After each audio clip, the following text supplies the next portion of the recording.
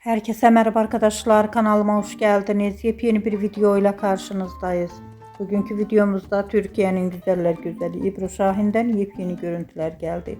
Ebru Şahin'in tatilden olan muhteşem görüntülerini sizler için YouTube kanalımda video halinde sunuyorum. Umarım beğenirsiniz. Arkadaşlar, videomu beğendiyseniz kanalımı izlemeyi ve bildirim butonuna basmayı unutmayın.